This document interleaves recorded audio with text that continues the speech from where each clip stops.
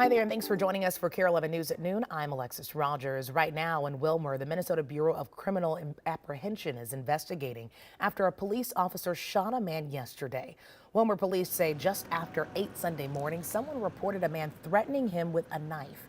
An officer arrived, and while interviewing the caller, police say the suspect charged the officer with a knife. The officer tried to get away from the suspect, but police tell us when the suspect kept advancing and threatening the officer with a knife, the officer shot him. The suspect was taken to the hospital. Yeah, it's pretty disturbing to have things like this happening here, Yeah, it's my hometown. It's, it just kind of frustrates me, The BCA says the officer has minor injuries. We are waiting to hear more about the suspect's condition. Well, this is the second incident the BCA is investigating in Wilmer. Just last week, Kandiyohi County Sheriff's deputy tased a 75-year-old man during an attempted eviction at an apartment. 2 Wilmer officers were there when it happened. The man later died at the hospital. The BCA has not released the exact cause of the man's death.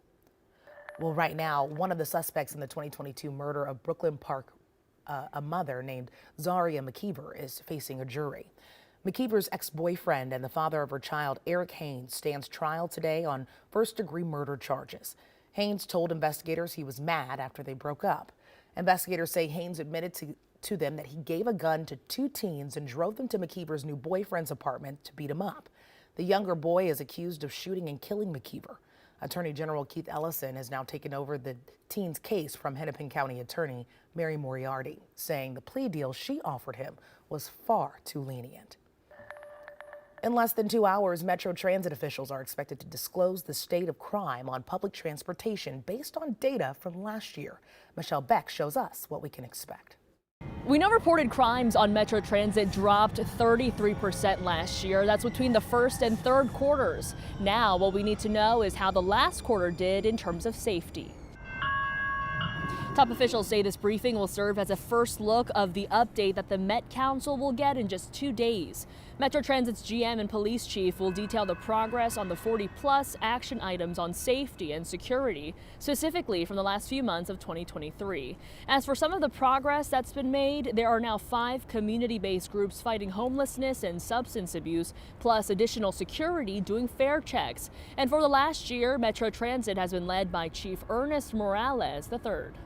Part of what's ahead within the police department is a recruitment push, an effort to give people with no experience a job, all at no cost. In Minneapolis, Michelle Beck, KARE 11 News.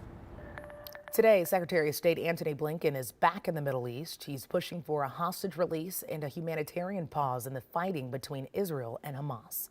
Right now, that potential deal is at a stalemate. Israel's prime minister says he will not end the war or release thousands of prisoners. Hamas calls those things key conditions. Israeli forces say they are preparing to move into the southern tip of Gaza Strip, where more than 1 million Palestinian civilians are sheltering. Let's go ahead and turn now to our weather. After a frosty start to the morning, we're starting to feel some warmth, right, Ben? Yeah, absolutely. And temperatures most of this week are going to stay on the warmer side. However, still this morning, areas west and southwest of the Twin Cities are still dealing with some persistent fog. You can see a look at the visibility right now, basically from St. Cloud westward. Wilmer with near 0 visibility, Alexandria with about a half a mile, and that's likely going to linger for at least a few more hours as we head into the afternoon. Dense fog advisory for Stearns County. Western, southwestern Minnesota expires at 3 p.m. today.